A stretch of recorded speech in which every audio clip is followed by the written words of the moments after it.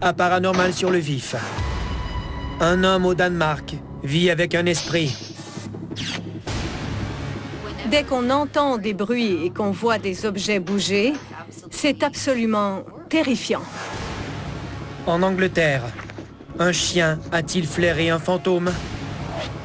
Je ne voulais qu'une chose, déguerpir. Un hôtel au Texas héberge des fantômes. Chaque nuit, il se passe quelque chose. C'est un vrai terrain de jeu du paranormal. Un homme en Californie invoque les ovnis avec son esprit. Ils m'ont appris à utiliser ma conscience pour entrer en contact avec un phénomène. Et d'autres images paranormales qu'il faudra voir pour y croire. Oui, qu'est-ce que c'est ça?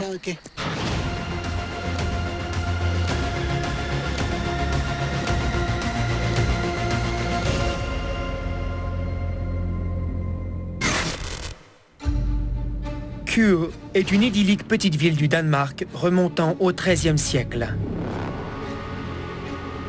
Ses pittoresques rues pavées sont bordées d'édifices historiques. Et l'église au centre de la ville semble sortie tout droit du Moyen-Âge. Un lieu comme celui-ci, qui possède une longue et riche histoire, n'est-il pas particulièrement propice à la présence de fantômes? S'il faut en croire un jeune homme qui y a grandi, c'est certainement le cas. Et il a des images pour le prouver.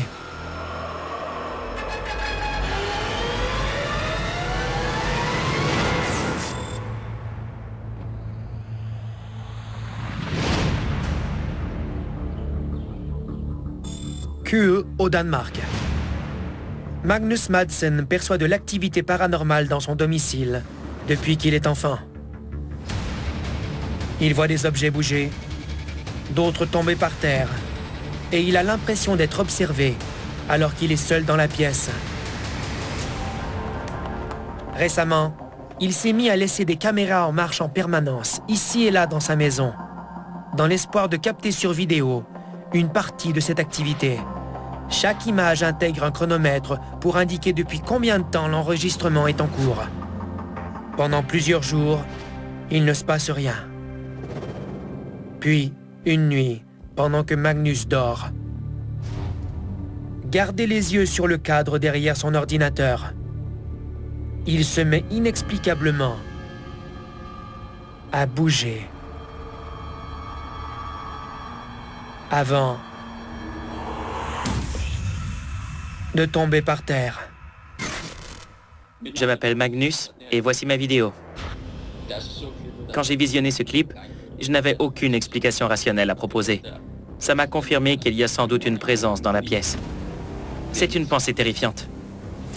C'est intéressant parce qu'on a un chronomètre au bas de l'image qui nous dit combien de temps s'est écoulé.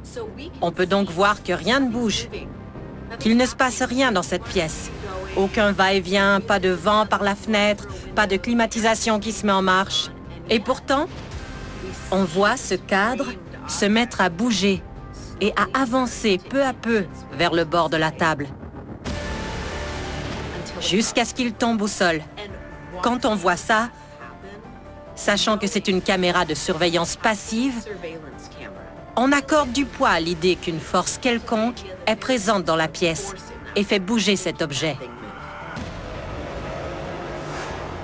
Un autre jour, alors que personne n'est à la maison, Magnus capte des images de son chien en train de se comporter de manière étrange. Juste avant qu'une pile de magazines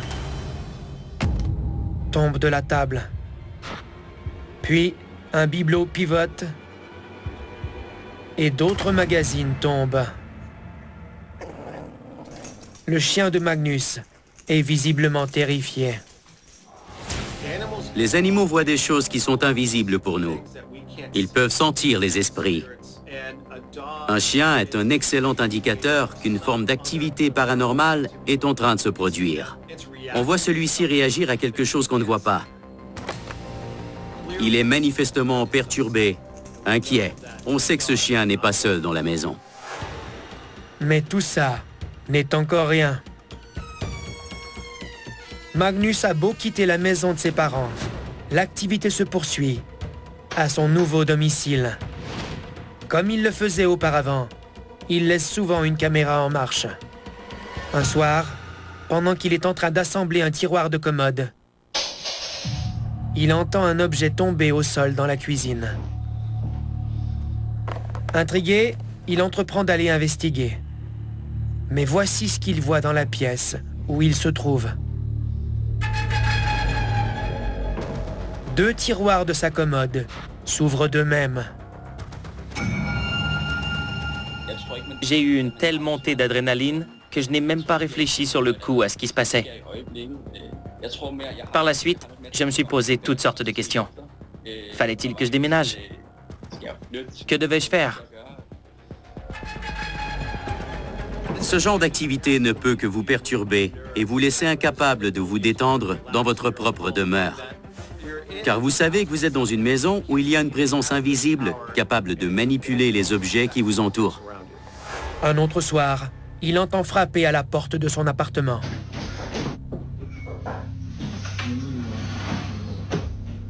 Discret au début, les coups se font de plus en plus insistants, voire furieux.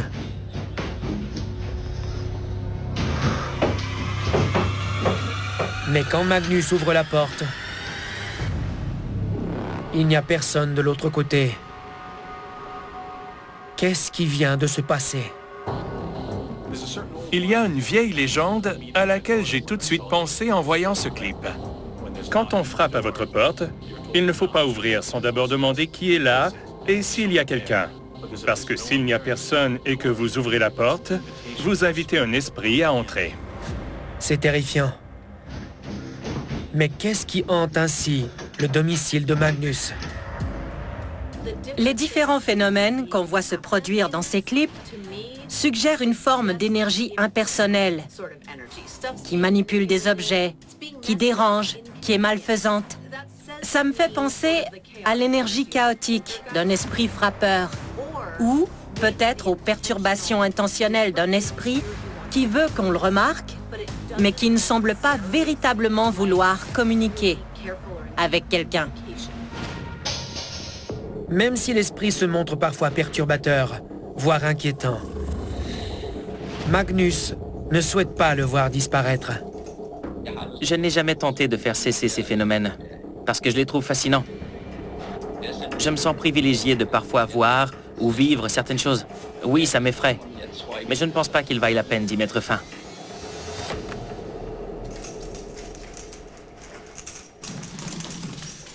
À venir, les défis que doivent surmonter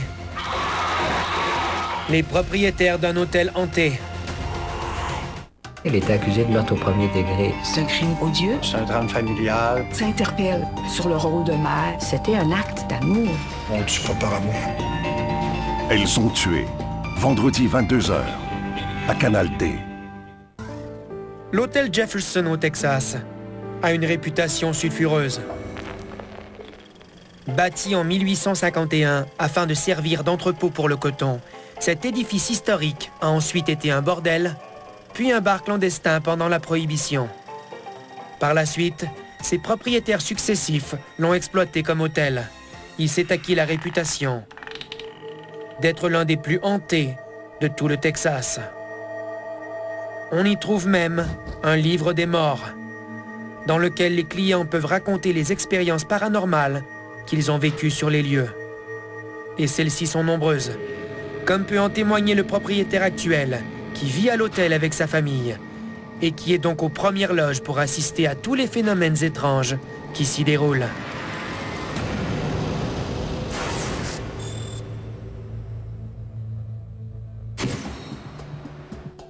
À Jefferson, au Texas, Jeremy Jones et sa famille sont les propriétaires actuels de l'hôtel Jefferson, où ils habitent à temps plein.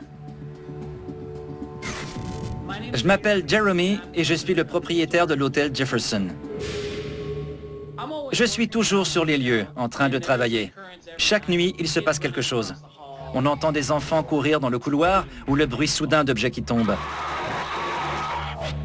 On a souvent des robinets qui s'ouvrent tout seuls.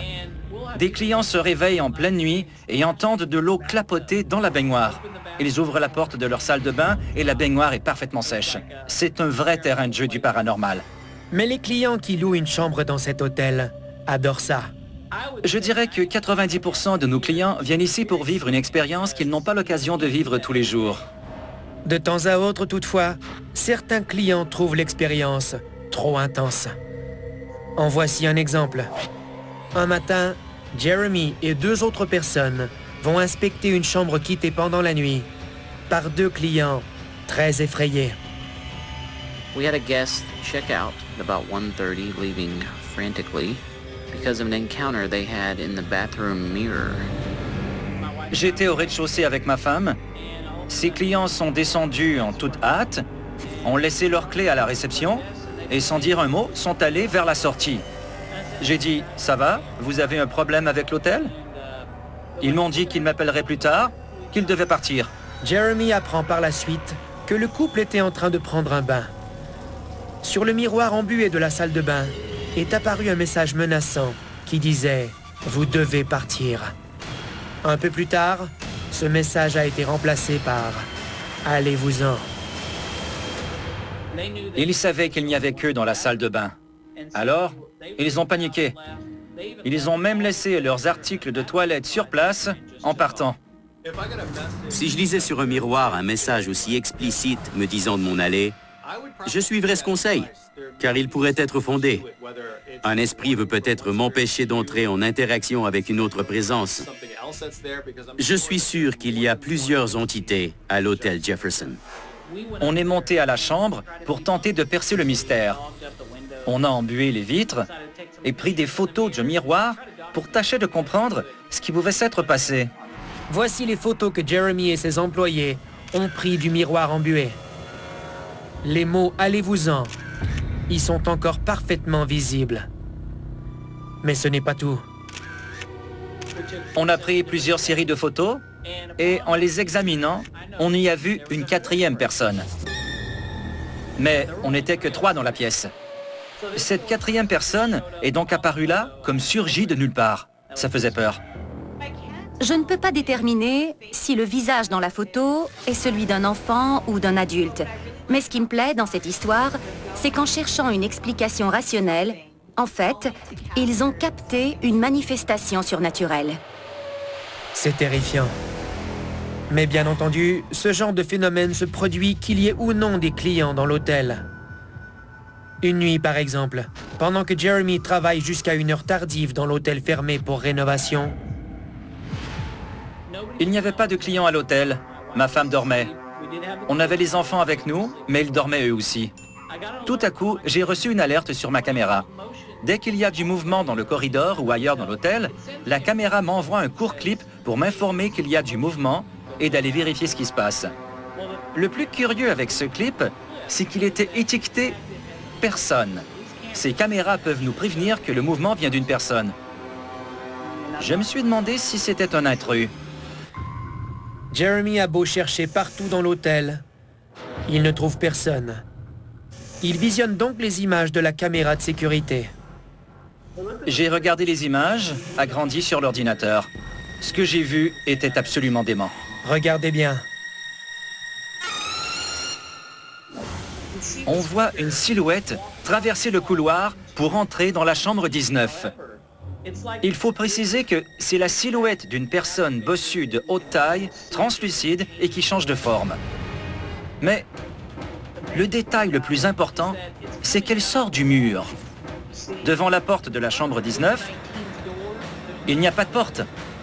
Il y a un mur. La silhouette est donc sortie par le mur de la chambre 11. Elle a traversé le mur pour entrer dans la chambre 19. Ce n'est pas le seul détail bizarre. Jeremy remarque aussi qu'une des lampes, de manière inexplicable, s'éteint juste avant l'apparition de la silhouette.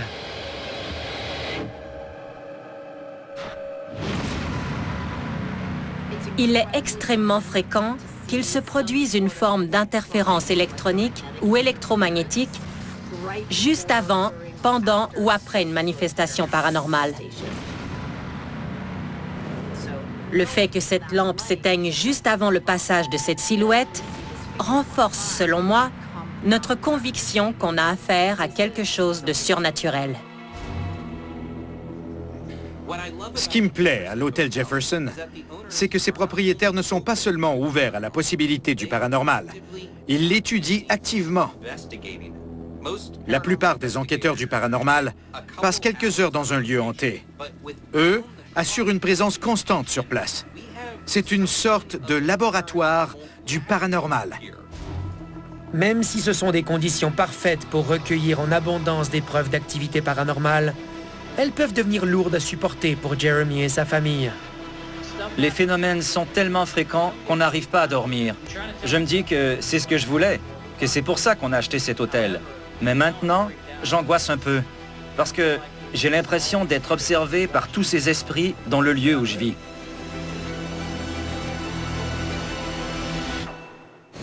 À venir, une promenade au parc d'abord paisible devient terrifiante. Quelle que soit sa nature, il est clair qu'elle est dans son propre monde. Je pousse! OK, les belles, tu peux commencer le chargement.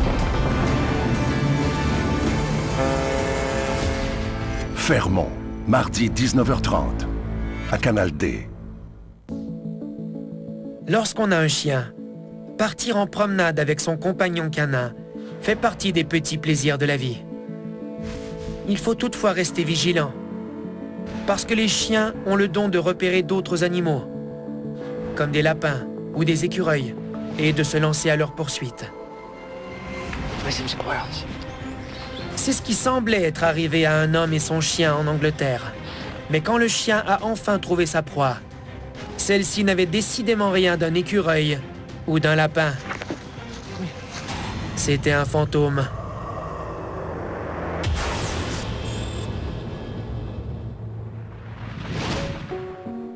Décembre 2016, à Leeds, en Angleterre.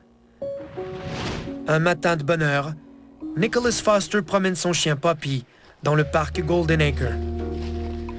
Tout à coup, Poppy quitte le sentier à la poursuite de ce que Nicholas croit être un écureuil. Poppy renifle l'air un moment, puis tout à coup, s'immobilise et fixe quelque chose qui bouge au loin.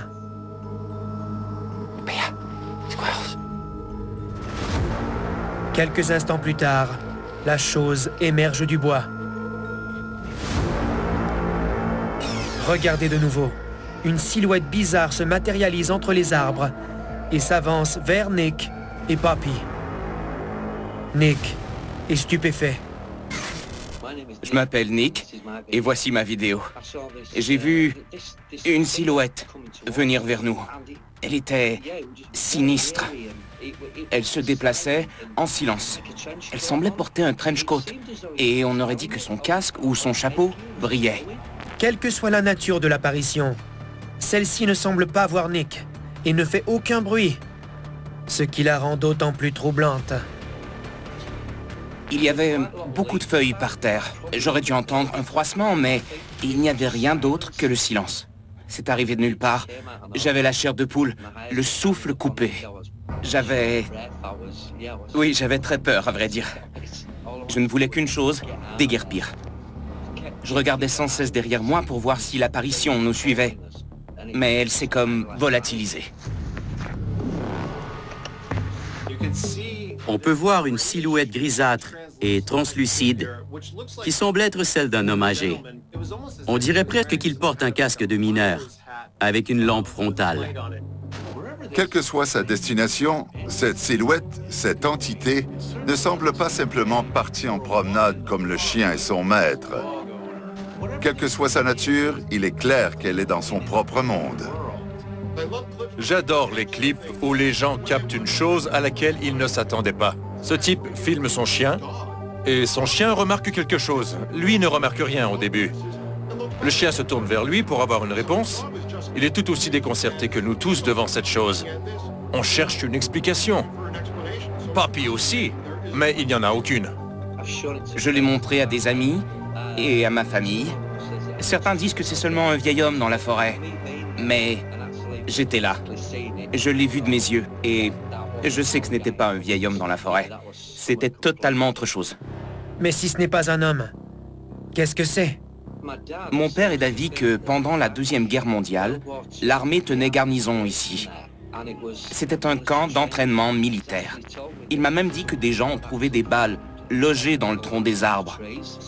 Dès qu'il m'a dit ça, j'ai eu la chair de poule. Parce que tout tombait en place. Alors oui, c'était terrifiant. La silhouette me semble porter un trench coat. Or, on parle de l'époque des guerres de tranchées. Ça semble donc logique. Et ce qu'il y a sur sa tête ressemble à un casque. Tout en marchant, la silhouette semble avoir une posture légèrement penchée vers l'avant. Ce qui s'accorde avec l'idée qu'on se fait d'un soldat dans les bois.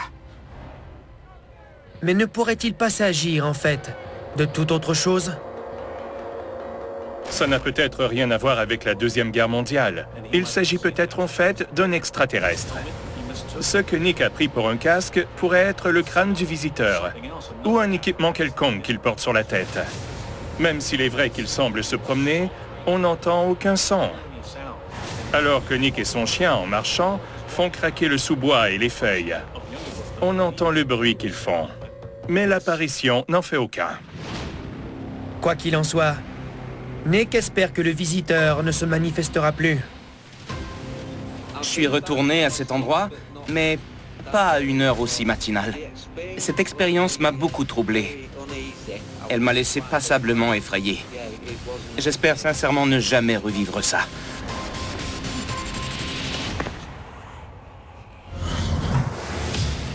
Pour ceux qui ont eu la chance de voir un ovni, l'événement peut avoir un impact majeur en les ouvrant à la possibilité d'une vie extraterrestre dans l'univers. Mais il y a un très petit nombre de personnes qui, en plus d'avoir vu un ovni, croient avoir été contactées directement par celui-ci. Pour ces personnes, l'expérience est susceptible d'avoir transformé à jamais toute la trajectoire de leur vie. C'est le cas d'un homme en Californie qui a vécu une rencontre rapprochée il y a plusieurs années et qui, depuis, ne cesse d'entrer en contact avec des êtres venus d'ailleurs. Here's one of the more interesting captures over the past few weeks.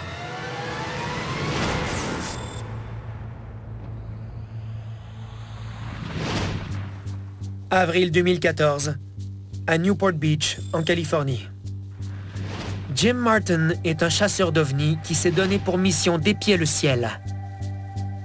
Car il a vécu une expérience de rencontre rapprochée avec des extraterrestres.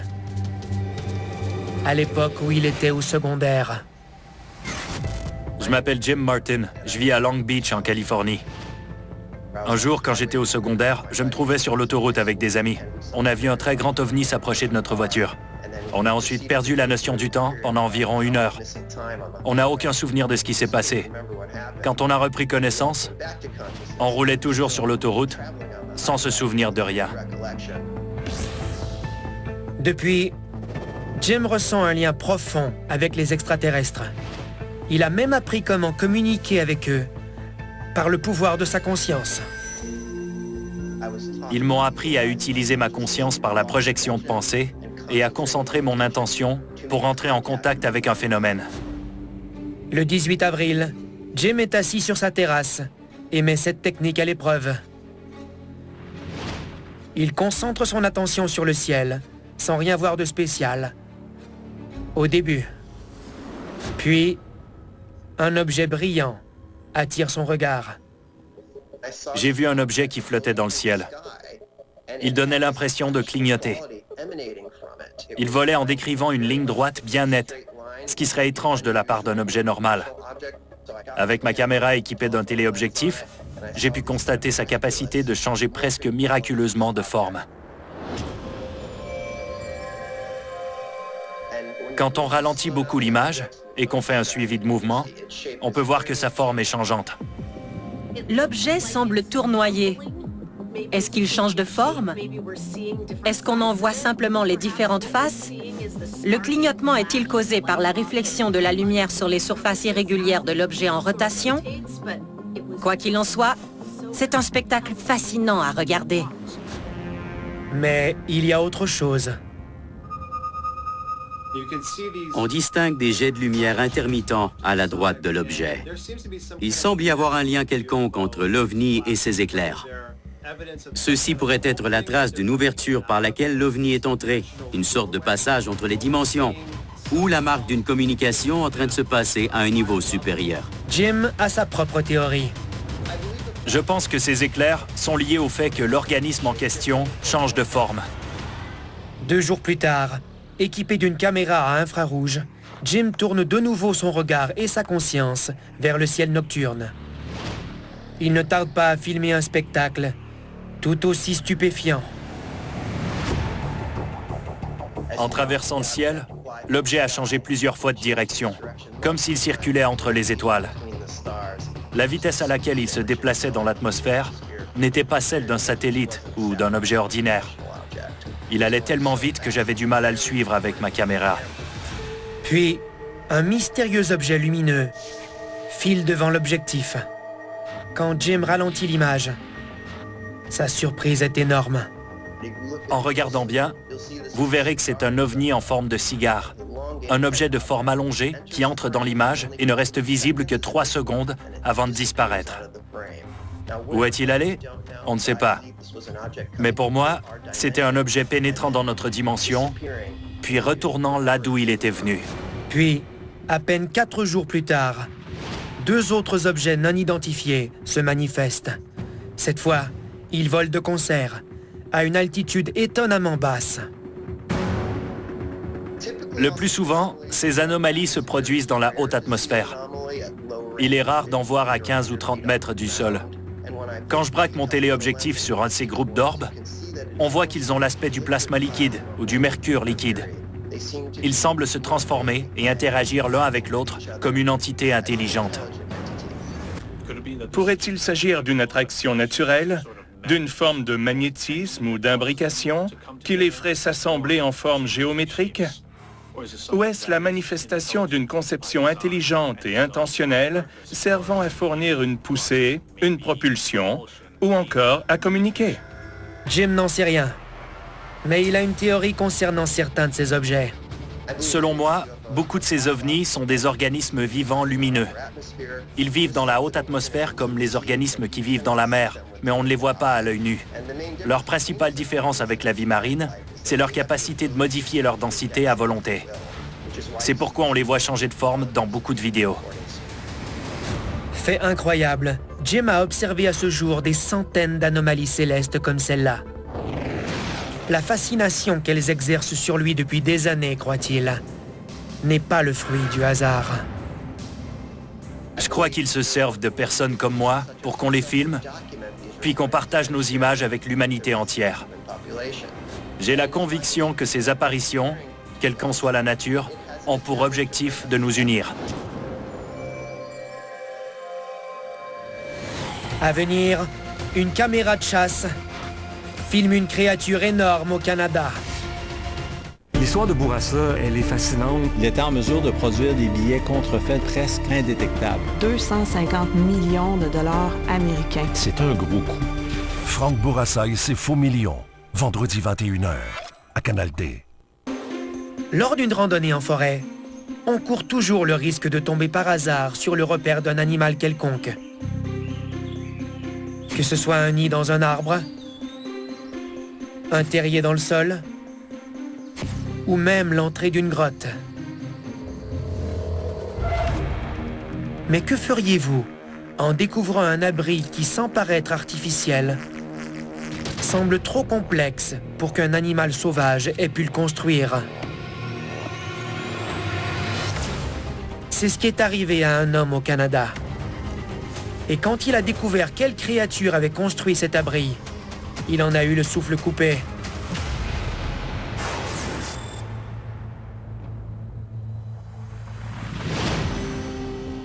Juin 2021, en Alberta. Au cours d'une promenade en forêt, un homme appelé Sonny découvre un abri fait de branches d'arbres de différentes tailles. Sa structure donne l'impression d'avoir été réfléchie. Mais il y a quelque chose qui ne colle pas.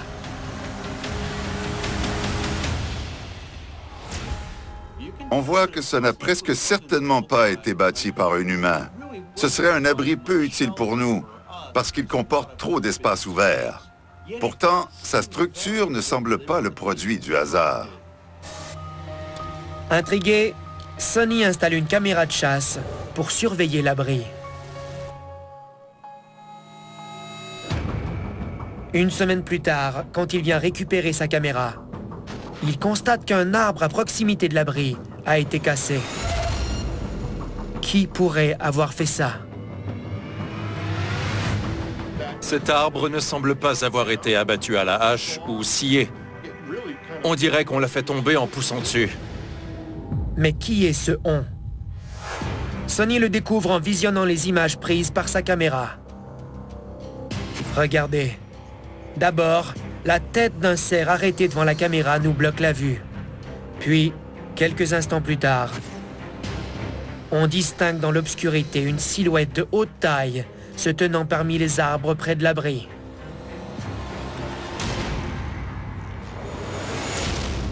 Mais cela n'est rien par rapport aux images captées pendant le jour.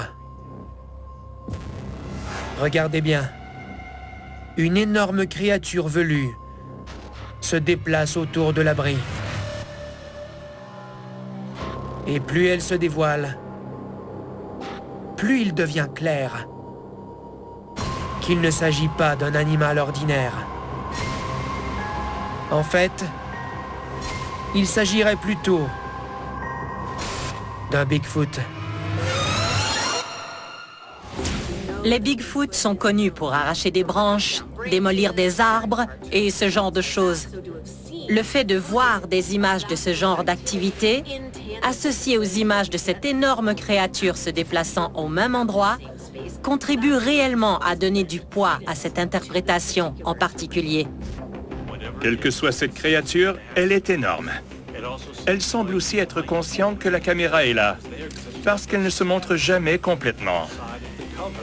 Elle montre tout au plus ses épaules et sa tête, mais on voit très peu le reste de son corps. Ce qu'on en voit, cela dit, semble très musculeux et très massif. Selon moi, on a ici affaire à une créature de type Bigfoot. Pour tous les mammifères, par exemple les ours, il existe différentes espèces. Je pense que ce doit être la même chose pour les Bigfoot. On pourrait en avoir différentes espèces dans différents lieux. Il pourrait s'agir ici, à mon avis, d'une espèce de Sasquatch. Mais de quelle espèce s'agit-il au juste? Le lieu de l'observation en Alberta constitue peut-être un indice. Les peuples autochtones de cette région de l'Alberta ont des légendes concernant une créature vivant dans la forêt qui correspond tout à fait à notre description du Sasquatch. D'après Sonny, cette créature s'appelle Kiwakatan, ce qui veut dire créature de la forêt. Si je devais décrire une créature de la forêt, elle ressemblerait précisément à ça. Mais attention, même si elle ressemble à un Bigfoot, cela ne veut pas dire que son comportement est le même. Les légendes concernant cette créature sont moins réjouissantes que celles sur son cousin, le Bigfoot. Elle serait plutôt le jumeau maléfique du Bigfoot.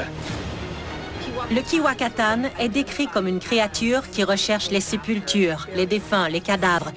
Elle veut manger de la chair morte et pourrie. C'est terrifiant, absolument. Oui, ça l'est. Heureusement pour Sonny, il n'a pas eu à rencontrer cette créature en personne pour la voir. Comme quoi les caméras de chasse se révèlent un outil précieux pour tout chasseur de cryptides. C'est l'éternelle question. Si un arbre tombe dans la forêt et qu'il n'y a personne pour l'entendre, y a-t-il un bruit? De même, si un arbre est jeté à terre dans la forêt et que personne n'installe une caméra pour filmer la chose, s'agit-il d'un Bigfoot? À venir, une ville fantôme au Mexique se révèle fidèle à sa légende. Oui, qu'est-ce que c'est ça? Pour découvrir des secrets bien gardés. Ça ne venait pas de ce monde, je suis obligé de dire la vérité. Pour obtenir des réponses sur une myriade de sujets. On est vraiment dans une ouverture d'esprit. DocuD, mercredi 21h, à Canal D. Aux abords de la deuxième ville du Mexique en importance, se trouve l'un des plus magnifiques parcs nationaux du pays. Aménagé autour d'un canyon appelé la Barranca de Huentitan, le site est considéré comme l'un des plus beaux du Mexique. Et aussi, selon de nombreuses personnes, comme l'un des plus hantés, en raison du grand nombre de randonneurs qui y ont fait une chute mortelle. Selon la légende locale, les esprits de ces malheureux pourraient prendre forme humaine afin de convaincre les gens de sauter dans le vide et de subir le même sort qu'eux. Un village abandonné qui se trouve au fond du canyon vient enrichir la légende, car il serait hanté, dit-on, par les esprits des morts. Récemment, quelques amis intrépides venus explorer les lieux pourraient avoir été pourchassés par l'une de ces âmes en peine. Bien muchachos, pues este es el pueblo abandonado de la Barranca. Oui, qu'est-ce que c'est ça? Ok. Allá.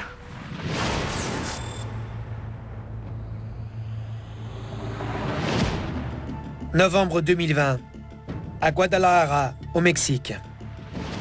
Isaac Destrovica et deux de ses amis sont venus explorer la Barranca de Huentitan et le village abandonné qui se trouve au fond de ce canyon. Ils ont entendu dire que la région était hantée et veulent déterminer si la rumeur est fondée. A ver si no nos llega de noche porque vamos a llegar a un supuesto pueblo fantasma donde dicen que hay muchos fenómenos sobrenaturales. Je m'appelle Isaac et voici ma vidéo. Selon la plus célèbre histoire de fantômes de l'endroit, quand les gens, épuisés par l'effort physique qu'ils ont fourni, regardent vers le haut et voient qu'ils ont un long chemin à faire pour rejoindre le sommet, ils entendent alors des voix qui disent « Saute et tu seras en sécurité ». Como pueden ver, pues es bastante y pues con mucho cuidado vamos a ir bajando porque hemos ido avanzando y hay muchos monumentos, se podría decir, de personas que han perdido la vida en esta barranca. Après 3h30 de descente jusqu'au fond du canyon, les randonneurs marchent encore 1 heure pour atteindre le village fantôme. Aquí está, muchachos, miren, está cercadillo. On a filmé le village fantôme en entier avec 2 caméras, sans rien voir de bizarre ou de paranormal. Du moins, jusqu'au moment où ils s'apprêtent à remonter au sommet du canyon. Regardez bien. Bien, muchachos, pues este es el pueblo abandonado de la Barranca. Oui, qu'est-ce que c'est ça? Ok. Vous avez vu? Regardez de nouveau. Bien, muchachos, pues este es el pueblo abandonado de la Barranca. Oui, qu'est-ce que c'est ça? Ok. Allá. Une silhouette au visage invisible, encadrée de longs cheveux noirs, les observe depuis l'embrasure d'une porte derrière Isaac. Quand je regarde la vidéo d'une enquête sur le paranormal et que je sais qu'il va se passer quelque chose, je m'approche toujours de l'image avec le volume au maximum. Mais c'est inutile dans ce cas-ci. L'image est parfaitement évidente et terrifiante. Son comportement est similaire à celui des créatures de l'ombre, qui vont jeter un coup d'œil furtif en se cachant derrière quelque chose. Dès qu'on les repère, elles font retraite pour rester invisibles. Mais ici, il ne s'agit pas d'une créature sans relief, comme le sont les créatures de l'ombre. Celle-ci a un visage de longs cheveux noirs emmêlés. Elle me fait penser d'emblée à une bruja, comme on appelle les sorcières dans les légendes locales. Elle correspond au type même de la méchante sorcière. Isaac et ses amis sont affolés. Mais ils veulent être sûrs que ce qu'ils ont vu est bel et bien paranormal. Quand on me dit qu'il y a un fantôme, je ne m'enfuis pas. J'ai donc voulu aller voir s'il y avait quelqu'un dans cette maison. ¿Una niña? Sí, güey. Se vio una niña, güey. ¿En qué parte? A la izquierda. Aquí la vi, güey, que se asomó. Aquí, güey, la puerta. Aquí. La puerta aquí. J'ai cherché comme j'ai pu, mais il n'y avait personne. Si c'est quelqu'un qui voulait leur faire une farce, il l'aurait entendu courir. Ça aurait fait du bruit sur le gravier, sur le sol. Mais quand ils sont allés pour voir de quoi ils retournaient, ils n'ont entendu personne courir et n'ont vu personne. Isaac et ses amis s'empressent de quitter les lieux. Le jour tombe et le fantôme, si c'en est un, pourrait toujours être présent. Tellement de tragédies se sont produites dans cet endroit, tellement de morts accidentelles. Peut-être un esprit prédateur, une espèce de vautour surnaturel, si on veut, est venu se nourrir de tout le chagrin, est venu se nourrir de toute l'énergie négative qui se sont accumulées à cet emplacement. C'est un véritable buffet d'énergie négative pour un esprit prédateur. Heureusement, Isaac et ses amis ont pu rentrer chez eux sains et saufs, soulagés et contents d'avoir vécu cette expérience. C'est l'aventure paranormale la plus dangereuse que j'ai jamais vécue. Mais, selon moi, c'est aussi une des plus excitantes. J'aime bien le contact avec le paranormal. Les phénomènes paranormaux ne me font pas peur. Bien, muchachos, pues este es el pueblo abandonado de la Barranca. ¿Qué es eso? Allá. Que faire si vous êtes témoin d'un phénomène paranormal? Voici quelques conseils pour tout capter sur caméra. Gardez les yeux levés vers le ciel. N'arrêtez jamais de filmer, même si vous avez peur. Dites-vous que ce que vous voyez vient vraiment d'un autre monde. Et si vous réussissez à filmer quelque chose, conservez précieusement vos images afin d'immortaliser le paranormal sur le vif.